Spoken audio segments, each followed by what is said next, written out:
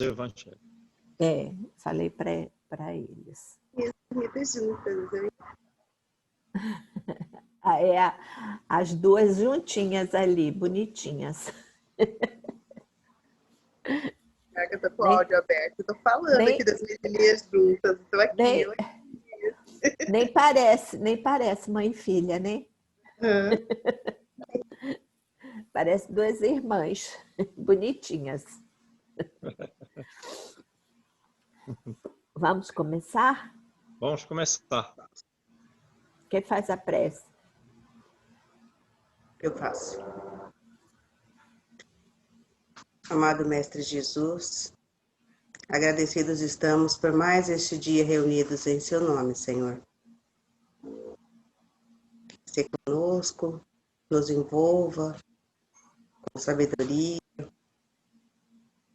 e com toda a sua luz amorosa, para que nós possamos, desse estudo, compreender e praticar. Envolva também todos aqueles amigos que não puderam estar conosco. Agradecemos, Senhor, por todas as bênçãos que nos destes, pelo dom da vida, pelos nossos familiares e amigos. Envolva também, Senhor, aqueles que estão voltando para a pátria espiritual. Abençoa cada um.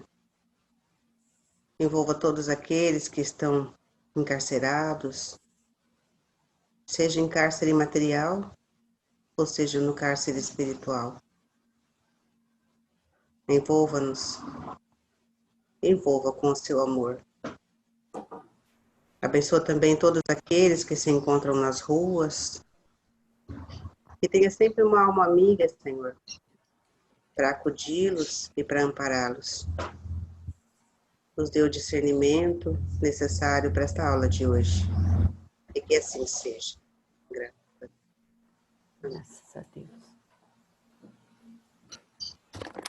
Bom dia, Deise. Bom dia. Bom dia, Deise. Bom, João. E aí, Atrasada. terminou a obra? Rapaz, mas o BO foi tão grande que até o pedreiro está com Covid. Vixe, Maria. Tá todo mundo sumido, tudo parado, porque eles pegaram Covid e depois a sogra do outro faleceu com Covid. Amém, Jesus. Estamos indo. Eu estou igual o pinguinzinho sentado no banco, mas tudo bem. Vou reclamar, mas vou reclamar, né? Então vamos lá, resumo do capítulo 24, né? Sim. Não colocar a candeia sob o alqueire, né? Mateus capítulo 5, versículo 15. Jesus afirma que ninguém acende uma candeia para colocá-la sob o alqueire, quer dizer, um recipiente de medir sólidos e molhados, que variava de 13 a 22 litros. Colocam a candeia, ao contrário, no candeeiro, para a iluminação de todos da casa.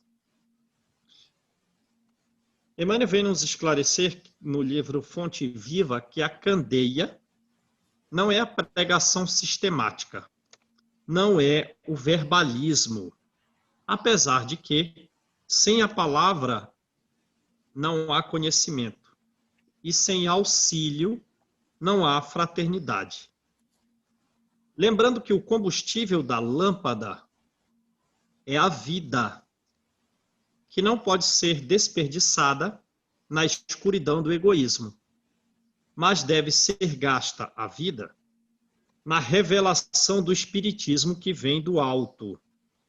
Também, a candeia não é só o que falamos, é toda a nossa imagem, que tem que ter a energia luminosa da bondade, da compreensão, da boa vontade, da renúncia, do sacrifício, para que a luz maior do Cristo brilhe em nós.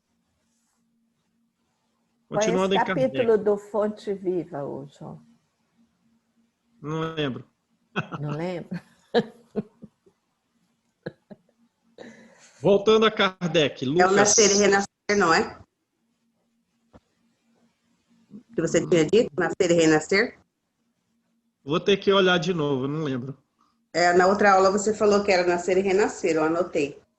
Foi, né? Mas do Fonte Viva é Sois a Luz. Eu anotei da outra vez. Renascer era o E outro? também do Nascer e Renascer Nascer e também. renascer é do outro. Uhum.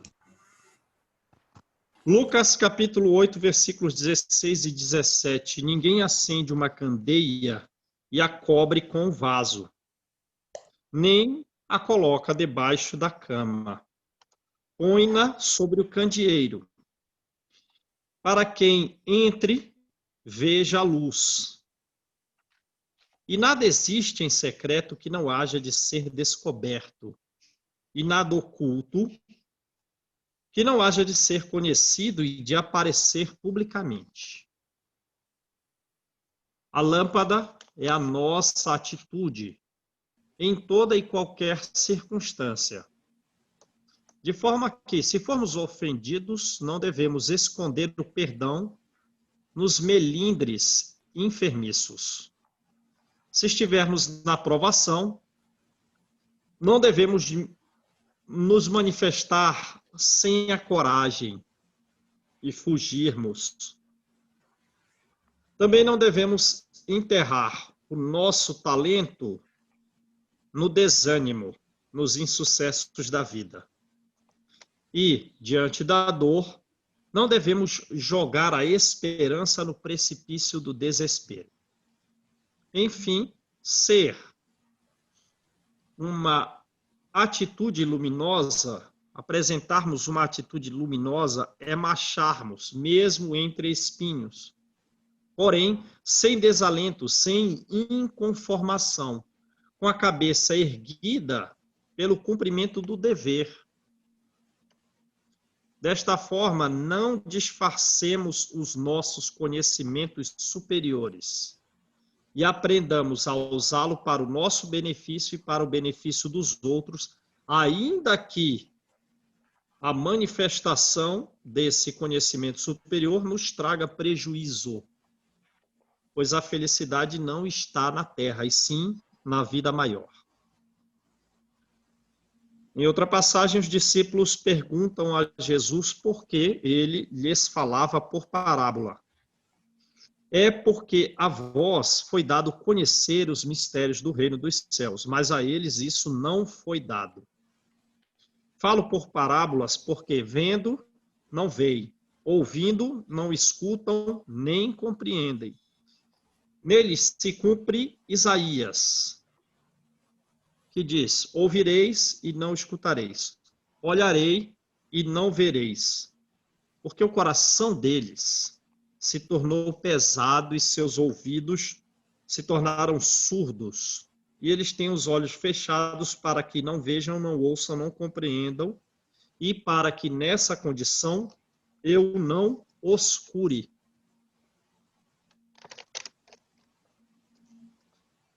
Causa admiração ver Jesus dizer que a luz não deve ser escondida quando ele oculta ele próprio oculta o sentido das suas palavras com a alegoria das parábolas. Ele explica dizendo que eles não estão em condições de compreender certas coisas, né? E inútil seria perda de tempo, portanto, dizer-lhes por enquanto. Aí disse aos discípulos: digo a vós que podem compreender certos mistérios. Desta forma, Jesus, com o povo, agia como se age com as crianças, cujas ideias ainda não se desenvolveram.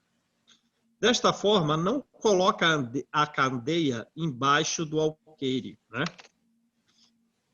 Mas ele aguarda para o futuro. E também significa que nós não devemos revelar tudo de forma inconsiderada. O ensino deve ter uma proporcionalidade com a inteligência daquele a quem se dirige. Pois, para alguns, muitas vezes, um excesso de luz deslumbra sem esclarecer. Desta forma, semelhante aos homens, as gerações também têm a sua infância, a sua juventude, as gerações, e a sua maturidade. E cada coisa deve vir ao seu tempo. Uma semente lançada fora da estação, ela não germina. No momento certo, né, daquilo que se calou, daquilo que não foi ensinado, cedo ou tarde, esse assunto será descoberto. Pois, desenvolvendo-se, os homens procuram a luz por si mesmos, né, devido ao peso da obscuridade. A inteligência, ela serve, então, para que os homens compreendam e se guiem com relação às coisas da terra e também com relação às coisas do céu. Beleza? Beleza. Assim, Deus revela a verdade de forma gradual, à medida que a humanidade está amadurecida para recebê-la. Deus a mantém a verdade de reserva e não sob o alqueire. Os homens que, ao contrário, apoderando-se da verdade, a escondem do vulgo para dominá-lo, colocam a luz embaixo do vaso. Por isso, em função dessas atitudes humanas, as religiões têm mistérios de reflexão proibidas. Todavia, as religiões, com essa posição humana, foram ficando para trás, e a ciência e a inteligência avançaram e romperam o véu do mistério. O vulgo, o homem vulgar, penetrou assim o fundo das coisas e eliminou da fé o que era contrário à razão. Por isso, não há mistérios ocultos. Por isso, não há segredos que não venham a ser conhecidos, conforme disse Jesus. Tudo que está oculto será descoberto, e que o homem ainda não compreende, será sucessivamente desvendados em mundos mais adiantados e mais purificados do que a Terra. Aqui, nós ainda nos encontramos em pleno nevoeiro. Joana de Ângeles dirá o seguinte sobre esse trecho da história humana. Após os séculos de fé cega e prepotente, de oposição à instrução, seguiu-se os graves comportamentos do homem, apesar da sua conquista intelectual e da tecnologia. No passado, os religiosos não estimularam a razão, com receio de perderem a supremacia do controle, crendo ser mais eficiente o temor do que cultivar o amor no coração dos homens. Supunham que a vida prosseguiria assim, desta forma, sob a sua tutela como um barco à deriva. Não conceberam os religiosos do passado que Deus enviaria à terra seus emissários para libertá-la do jugo da ignorância. Quando se aperceberam os religiosos do grave erro, já brilhavam a razão e a lógica. A investigação científica, desta forma, destruiu os mistérios e o bisturi procurou a alma nos corpos cadaverizados e nos corpos pulsantes. Assim, o homem, nesse trecho de sua história, transferiu-se do totalitarismo, transferiu-se da ditadura da fé para a descrença. Transferiu-se do aceitar sem perguntar para o indagar sem fim para nunca aceitar. Assim, a razão depôs a fé numa espécie de vingança do passado, submetendo tudo aos seus cálculos e caprichos, novos na forma, mas antigos na imposição. Fazendo-se descrente, o homem se tornou um brinquedo do seu próprio orgulho, um joguete de forças que desconhece. Destronou a Deus para se tornar um Deus com D minúsculo, desarmado na marcha que enfrenta. dessa forma, o desprezo à fé, antes de ser uma inteligência superdotada, como se supõe, é pobreza de percepção e riqueza de cultura vã, que não consola e não se consola, que não acalma nem se acalma ante das inquietações que só a fé consegue dulcificar. Ao Espiritismo cabe a gigantesca tarefa de reconduzir o homem moderno a Deus, incutir-lhe a fé superior e racional, pois a fé espiritual corrige a distrofia, a deficiência, e corrige a hipertrofia, o excesso da razão, situando a razão em lugar conveniente. Voltando a Kardec, as parábolas de Jesus restringiam-se às partes abstratas da doutrina.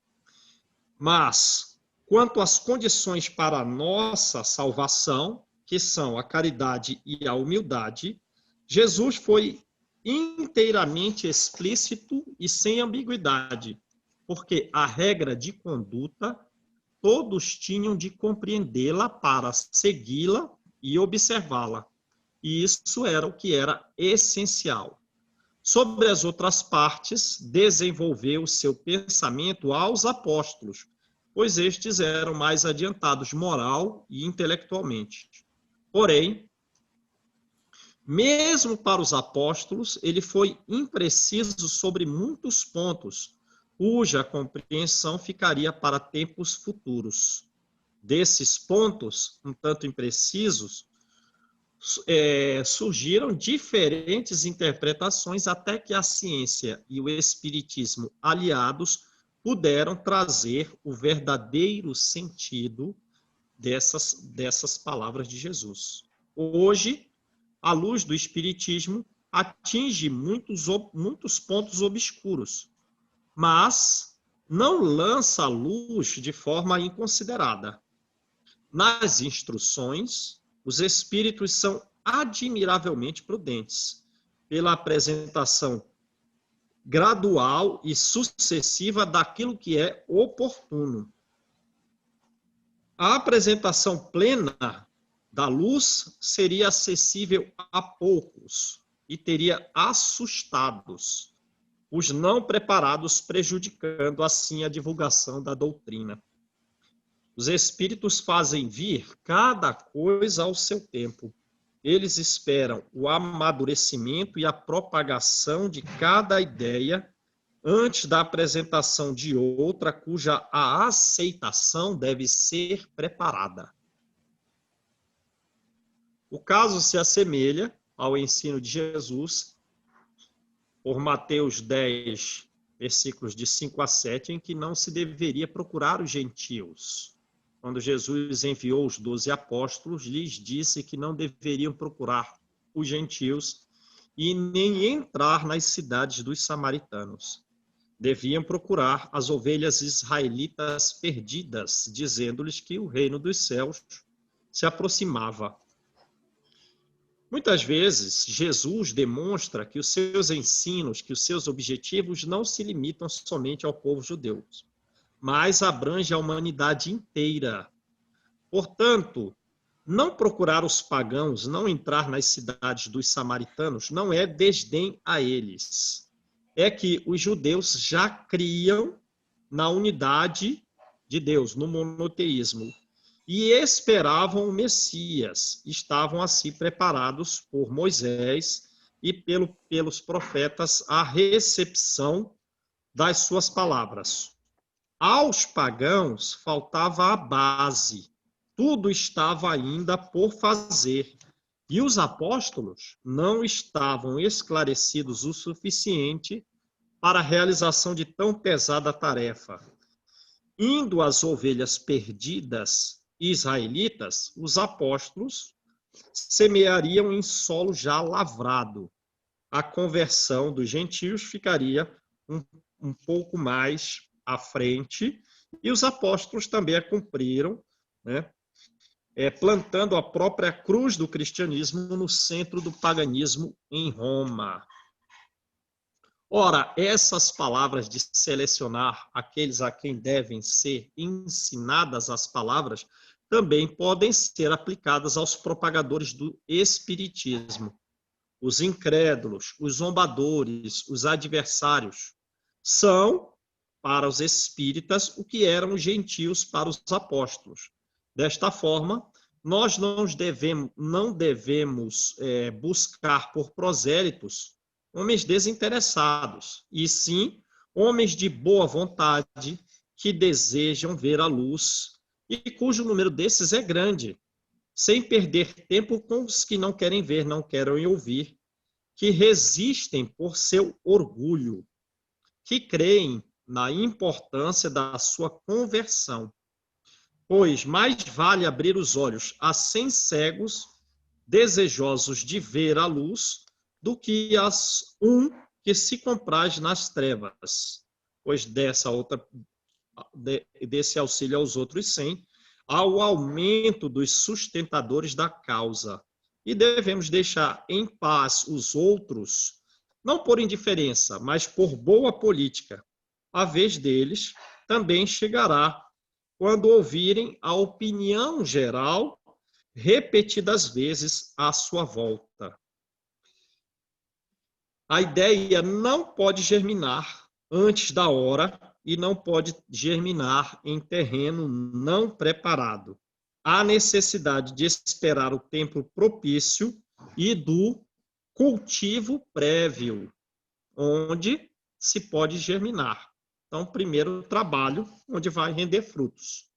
O cultivo intenso demais em lugar impróprio implica o aborto da germinação.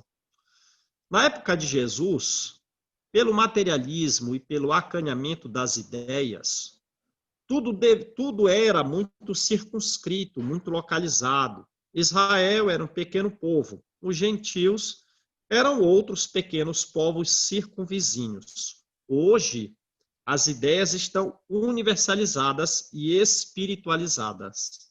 A luz nova do espiritismo não é privilégio de nenhuma nação, pois não há barreiras para essa luz e o seu foco está em toda parte e ela vê todos os homens como irmãos.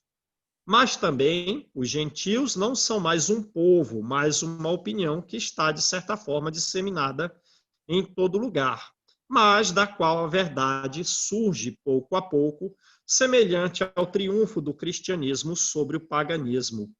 O combate é agora por força das ideias e não com a força das armas.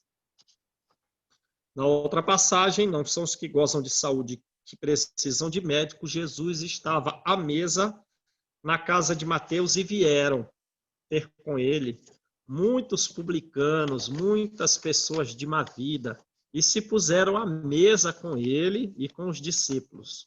Legal, né? Pensa, essas pessoas eram rejeitadas em todos os lugares, mas quando aparece Jesus, elas confiam nele, né? E vem aqueles que são odiados. Quem são eles? São cobradores de impostos e outras pessoas de má vida, mas com Jesus eles vêm, né? E os fariseus disseram aos discípulos, as ocultas, porque o seu mestre come com publicanos e pessoas de má vida? Jesus os ouviu e disse, não são os que gozam de saúde que precisam de médico. No Caminho, Verdade e Vida, Emmanuel nos ensina que Jesus, na famosa última ceia, esteve com os apóstolos para lhes dar as últimas instruções.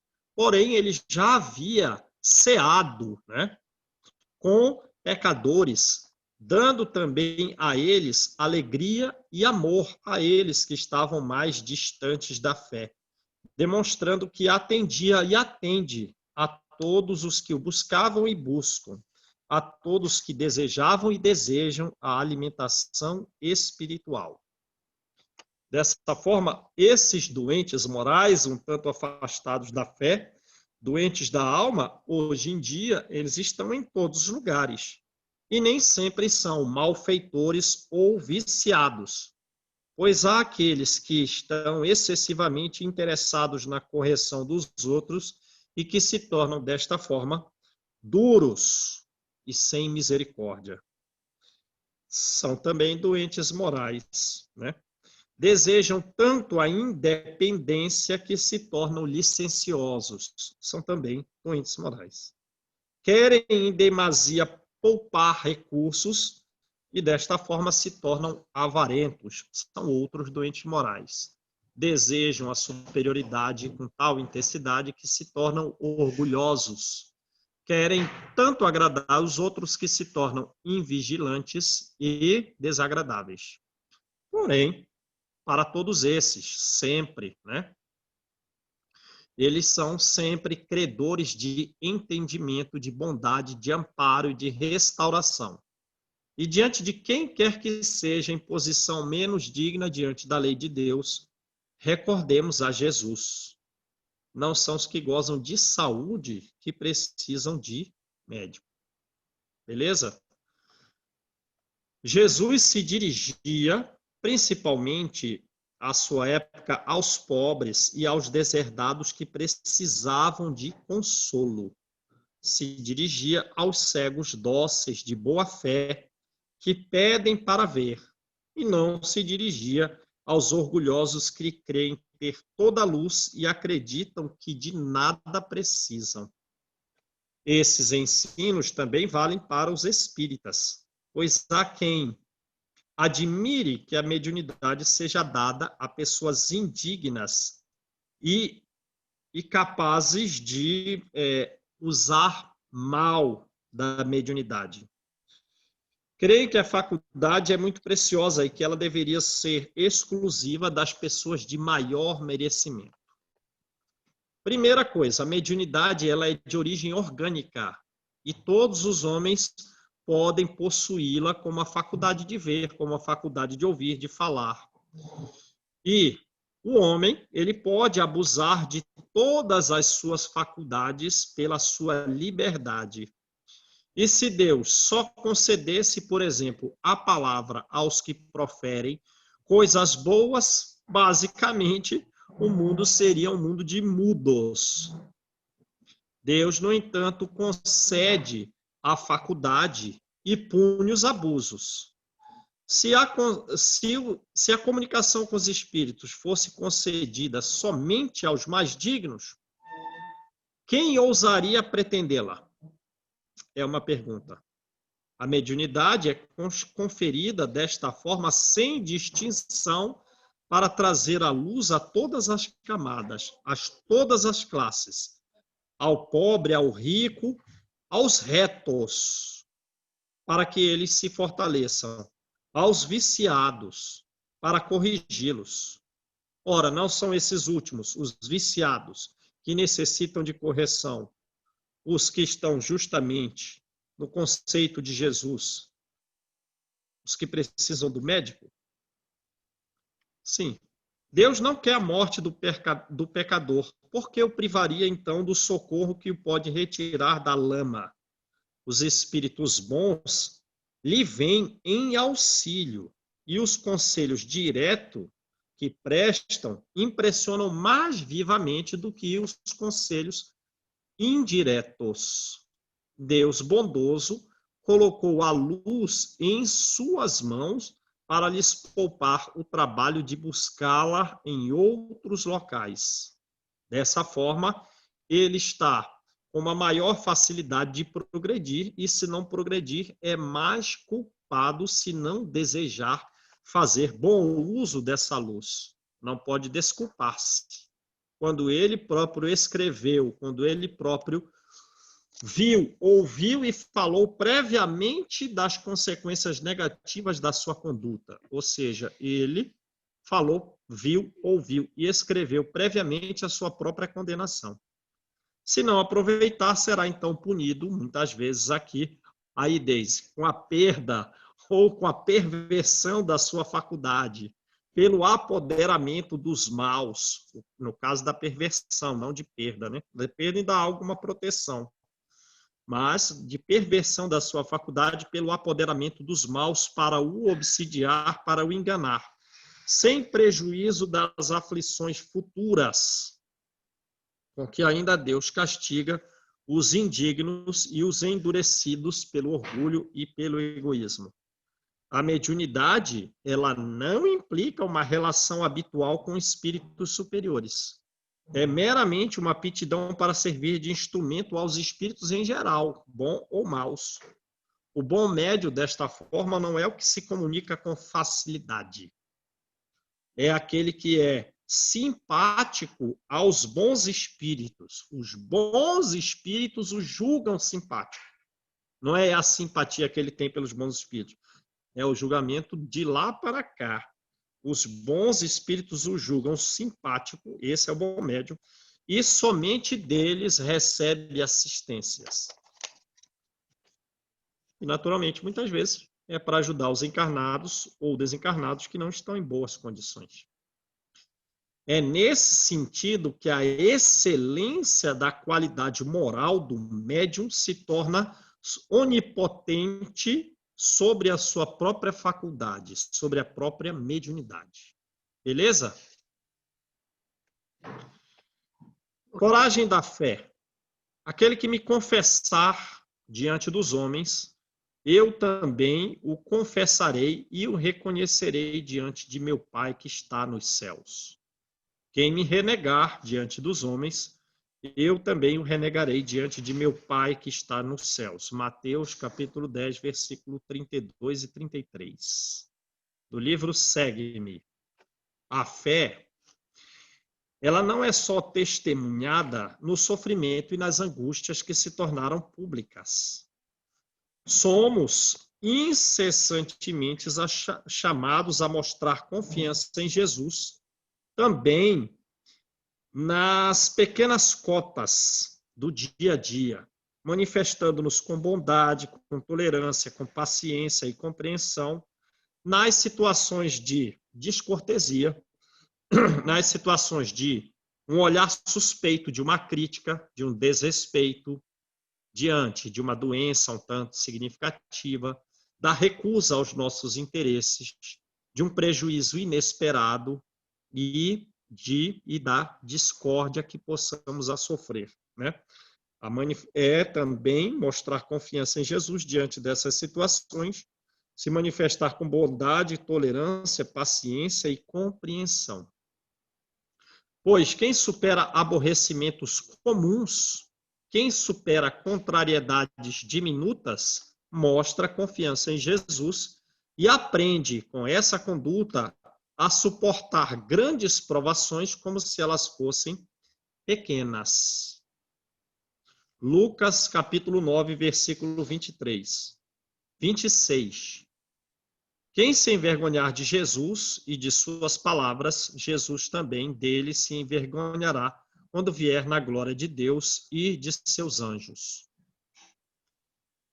Vinha de luz. Alguns estão satisfeitos consigo próprios apenas em razão de algumas afirmações de possuírem alguns pensamentos de nobreza ou alguns sonhos, né, de qualidade superior. Que teve um contato com alguma espiritualidade superior e estão, dessa forma, satisfeitos consigo próprios. E, às vezes, em discussões, manifestam-se com cólera e ira. E desses sentimentos próprios, quer dizer, vai ter discussão? Vai. Disse lá no começo do Evangelho, capítulo 1. Agora, você se manifesta na discussão com cólera e ira, aí é que não faz sentido, certo? E afirmam desses sentimentos, não, mas é que nós não podemos nos envergonhar de Jesus. Todavia, preservar o Cristo por mera posição verbal, né, não faz tanto sentido, porque a nossa própria vida deve ser uma vida de confissão pública. São infantis o trovão da voz e a mímica verbalista, sem o testemunho dessas qualidades morais que lemos há pouco, no lar e nas relações sociais. O não se envergonhar não é a discussão calorosa da qual cada um sai mais irritado. O não envergonhar a Jesus é até nas situações mais insignificantes em que nós devemos testemunhar amor, renúncia, sacrifício, como Jesus demonstrou em toda a sua trajetória. A coragem da fé, né, sempre foi muito estimada entre os homens, já que existe mérito em afrontar os perigos, afrontar as perseguições, as contradições e enfrentar até mesmo o sarcasmo a que se expõe aquele que proclama abertamente as suas ideias. E o mérito daquilo que sofra é proporcional às próprias circunstâncias em que diz e ao resultado visado. Pois, pelo lado contrário, há fraqueza em recuar ante as consequências da sua opinião e em renegá-la. E há casos em que esse recuo se assemelha à fuga diante do combate.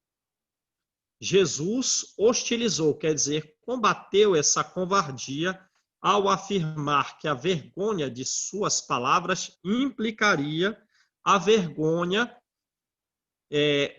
daqueles que não afirmaram crer em Jesus ou ter uma conduta adequada como deveriam.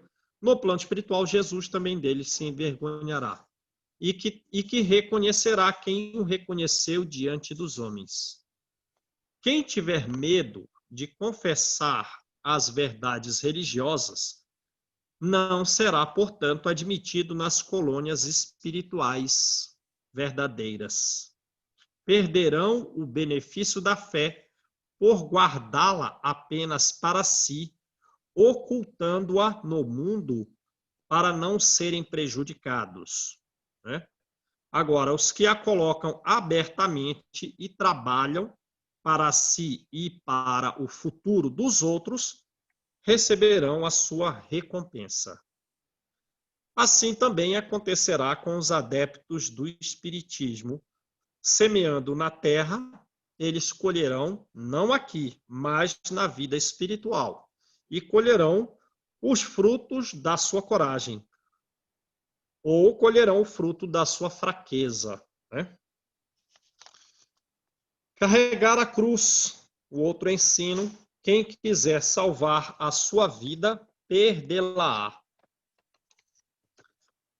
Lucas capítulo 6, versículos 22 e 23. Bem-aventurado será o odiado, separado, o injuriado, o repelido como mal por causa de Jesus. Neste dia, que a pessoa se alegre e exulte, pois ele será recompensado no céu.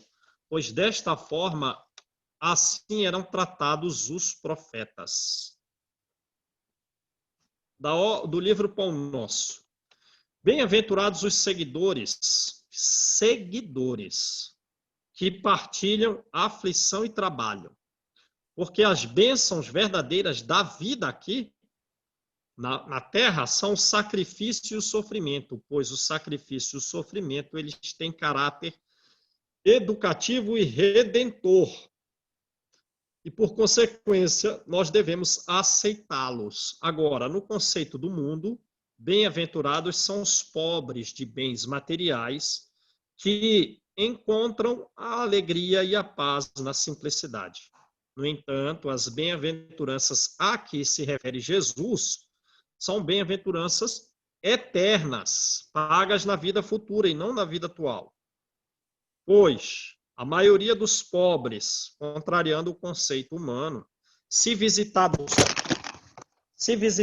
pela dor,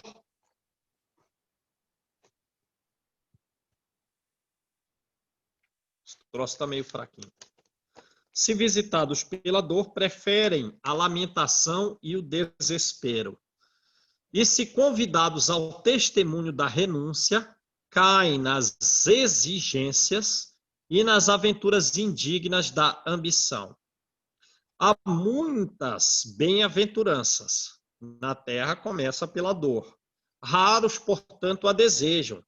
Por isso existem muitos pobres e muitos aflitos no mundo, mas que ainda não são benditos no céu.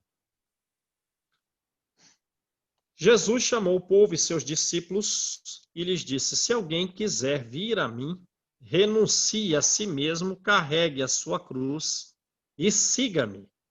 Quem quiser salvar a própria vida, perdê-la-á. E quem a perder a vida por mim e do evangelho se salvará. Não há valor em ganhar o mundo todo e se perder. Do livro da Esperança. Sintamos, portanto, alegria pelo ódio e pela perseguição sofrida por causa de Jesus. Sintamo-nos felizes pela ocasião de provar a sinceridade da nossa fé. Emmanuel está repetindo Kardec aqui nesse trecho, né? Porque o mal sofrido, o mal que sofremos, trará proveito para nós. Porém, não os maldigamos aos homens que nos odeiam e perseguem. Pelo contrário, devemos lamentá-los. Nossas cruzes não são os exercícios físicos de fé que por muitos séculos acreditamos e pelos quais muitas reencarnações foram perdidas em sentimentos isolados. Com a doutrina espírita, aprendemos que as fugas e as omissões não nos levam às metas sublimes. Renunciar a nós mesmos é o desapego ao bem próprio para o bem de todos. Nossas cruzes são as realidades oferecidas pelo mundo, no qual devemos nos esquecer, para construir a felicidade geral. Desta forma, transportemos os nossos fardos, as dores das separações, as tristezas do desencanto, as provações na família, os sacrifícios mudos impostos por familiares, os desastres físicos, o abandono dos mais caros que eram as nossas esperanças, a posição de cativos para a sustentação da harmonia, que não haja engano. Jesus transportou o madeiro da nossa ignorância. E ainda, transportou esse madeiro da ignorância entre injúrias, né, e agressões. Bom, estamos nós aqui abraçados ao Espiritismo. Vamos, portanto, nos deleitar na rede de alegria e de fantasia? É uma pergunta. Obviamente que não. Mas nesse caminho com o Espiritismo tem trabalho? Isso é que tem. Muito. Tem esperança? Tem, claro. Todos queremos, aí no mínimo, a esperança de ir para uma boa colônia espiritual. Tem consolo quando estivermos não muito bem? Tem consolo. Tem alegria? Tem. Mas também, sem ilusão para nós, tem muita surpresa, tem muita verdade, e a verdade fere, e a verdade machuca, para o bem. Alegremos-nos, portanto, pelo ódio e pela perseguição sofrida, pois seremos recompensados no céu. Equivale a dizer que sintamos alegrias quando os homens, pela má vontade para conosco, nos propiciarem ocasião de provarmos a sinceridade da nossa fé, porque o mal que nos façam redundará em proveito nosso. Porém, a eles, aos homens, devemos lamentá-los e não amaldiçoá-los. O que carrega a cruz é o que suporta corajosamente as tribulações que a sua fé acarreta. Pois o que quiser salvar sua vida e seus bens, renunciando a Jesus, perderá as vantagens celestiais. Ao passo do que aquele que tiver perdido tudo no mundo, perdido até a própria vida, para que a verdade triunfe, receberá na vida futura o prêmio da sua coragem, da sua perseverança e da sua abnegação. Mas Os que sacrificam os bens celestes pelos bens terrestres já foram recompensados. Beleza, gente? Perfeito. Beleza. Foi Trabalhar maior todo esse estudo, né? Mas bem profundo. Mas a gente trouxe Emmanuel, trouxe a Joana, né? Então, Várias obras de Emmanuel. de Emmanuel, bastante. Muito bom, muito trabalho. com certeza. Isso é verdade. Muito trabalho. Vamos defender a fé espírita. Com certeza. O Diante dos que limites. a lição de hoje é exatamente isso, né? Não se envergonhar. Independente Ok. do que soframos, né? Exatamente. Não tem medo, não. Não esconde a luz. Mas também dosa a luz, né? Quem é essa pessoa com quem estou conversando? Está chegando agora na casa espírita, vai estudar o ES, né? Com certeza. De onde você vem e tal, né? Que idade possui? Passou 30 anos, 40 anos ali na fé católica, já vão trazer André Luiz com tudo ali. Não Não, faz uma adianta. gradação. Faz uma gradação da coisa, né? Tem velho que ainda senta no banco e reclama, né? Tem velhinho que ainda senta no banco e reclama. Aprende, vive lá dentro do espiritismo e ainda reclama. Na primeiro deslize, né? Então, quer dizer, a fé não está ainda. Você está lá no espiritismo, mas o espiritismo não entrou em você. Entrou. Isso é Né? verdade. E A é gente ainda fácil. vê muito, né? Dentro da casa, né? A gente ainda vê muitas pessoas assim, até pelas atitudes, às vezes nem você vê determinadas atitudes que até chocam, que é como diz a mensagem, né? Vai chocar? Vai. Mas Choca. já é um passo, né, João? Sim, é um passo, com Já é a certeza, né? figueirinha brotando. É, Já é a E- figueirinha brotando. Desde sua figueira. é, Vou carregar ela pro resto da minha vida até ela virar uma árvore que dá fruto. Vai dar. Com certeza. Já está Um dia- dando, Um desde. dia dá. Já está Um dia dá. dando. Desde a Mas gente sabe o vai que aí, é? hein? Ele floresce, a figueirinha floresce, mas daí um dia ela está começando a brotar. Quando é no final do dia, ela já murchou de novo, porque Ó, Mas a quando gente é acabar assim, essa né? pandemia, Deise, a gente vai colher esses frutos de um churrasco aí na sua casa, hein? Todo tá mundo. bom, tá bom. Gente, tem que acabar logo, né? Eu disse que nós atingimos o pico ontem, né? Então agora a tendência é baixar. Tomara. Deus queira, viu? Na hora, né? Para isso eu tenho orado bastante. Tenho pedido direto aqui para ver se a coisa, né, deslancha. Pedindo sempre a Jesus, pedindo a Deus pela misericórdia, né? E pelos nossos cientistas, né, para serem intuídos de uma cura com relação a isso, né, de algum medicamento, né, que traga a cura, né, ou pelo menos que tenha um paliativo. É. Mas boa parte dessa cura está em nós.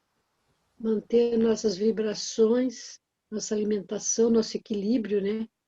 Para começar, eu acho que é por aí. Até eu acho que quando a vacina chegar já não vai ser tão necessário se nós conseguirmos manter, porque são vários vírus que virão, né? Nós temos que nos proteger através né, do equilíbrio, né? Da fé, do equilíbrio, da alimentação, porque não sei até quando que nós vamos ter medicação para tudo que está por vir, né? O Mas negócio é a serenidade da alma. Vamos em frente. A primeira medicação. O governo é de Jesus. exatamente. Exato. A ele pertence, né? Não, não nos foi dado conhecer, como diz ali na leitura de hoje. Ainda tem certas coisas que nós não conhecemos. Ixi, Ainda não temos, ainda não estamos maduros para isso. põe coisa nisso. Isso? Eu fico ontem mesmo. Eu acho que o antídoto está em nós nos conhecer, em nossa mudança. Aí eu acho que começa a transformação da medicação, a interagir com a medicação, na hora que nós nos conhecer e começar a nossa transformação. Aí eu acho que o alívio começa. Ontem eu estava comentando com a minha mãe, né? Que eu disse assim, mãe, eu tenho para mim, não sei, coisas da minha cabeça. Eu tenho para mim que em determinados mundos, né? Porque tem vários, em determinados mundos, nós não temos essa matéria, né? Eu digo assim, eu imagino assim, aquela coisa assim, parecendo só uma luz. Aquilo bem, só aquela luz. Não tem o formato de um corpo nem nada. É uma luz apenas. Né? E aquilo ali é um ser. É o que eu imagino. Eu digo, então, nós vamos um dia chegar a isso. Bom. A não ter matéria, não ter corpo, não ter essa coisa densa.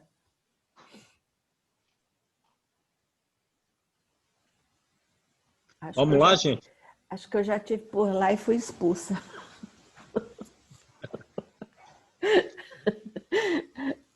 Me expulsaram desse. Não era boa coisa, não. Gente, quem faz a prece? João, faz a prece, João. João, nossa esperança é você. Você dá um jeito de ir para um lugar bom aí, arrumar um puxadinho. E levar nós. Arruma um puxadinho lá para nós. Joga a corda e vai puxando. A gente se dá a mão, gente, igual no Ação e Reação. Vamos nos unir ali e o João puxa nós.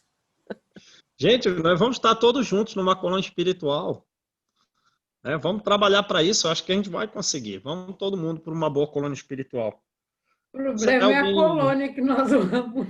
Se alguém resvalar e cair, a gente vai lá e tira a pessoa, vai trabalhar para... Vamos trabalhar para isso, a gente vai estar tudo no mesmo lugar. Vendo os espíritos superiores se materializar naqueles locais, um local em que, pela supremacia da moral em relação à mediunidade, a gente vai ver coisas fantásticas aí no mundo espiritual. Coisas realmente de elevar a fé ao grau máximo de absorvendo energias de colônias espirituais superiores, né? Provavelmente a gente foi alguém em vidas anteriores que talvez tenha ido para um lugar ruim, depois foi para uma colônia boa, foi retirado, como André Luiz foi. Talvez o mais comum. Não fomos assim direto para uma colônia boa. É provável. Vamos lá, então. João, faz a prece, João, para nós. Tá. Mestre Jesus, cá estamos, Senhor, em torno do teu evangelho. Sabemos, Jesus, que tu és o governador do mundo. E tudo o que acontece ao mundo tem a tua permissão. E que assim como as dores que nos atingem individualmente, nos elevando ao patamar mais significativo de virtudes, tu também atinges ao mundo, para que ele progrida em curto espaço de tempo o que levaria séculos. Ó Mestre Jesus, auxilia-nos, Senhor, para que possamos ser um solo fértil da tua doutrina, de amor, de paz, de consolo e de sabedoria. Não desejamos mais ser como no passado, solos, rijos e impermeáveis à tua água santa das virtudes e da sabedoria. Auxilia-nos, Jesus, a embebermos-nos da tua água viva, para que possamos, nós próprios, frutificar e ofertar a outros corações tão sedentos quanto nós. Independentemente, Jesus, do que como árvores, mesmo que não frondosas e robustas, venhamos nós a sofrer diante dos transeuntes terrenos, diante de outros irmãos, cristãos também, mas que podem golpear-nos a árvore evangélica do Espiritismo. Jesus, queremos ser, com fé, levar essas virtudes, servirmos de instrumentos superiores e sermos simpáticos aos bons espíritos. Desta forma, Jesus, ajuda-nos a construirmos em nós mesmos as virtudes que possam atrair esses grandes espíritos para nós, mesmo que na opinião dos homens estejamos talvez loucos ou fanatizados. Queremos, como um espelho, refletir a luz superior. Abençoa-nos hoje e sempre, graças a Deus.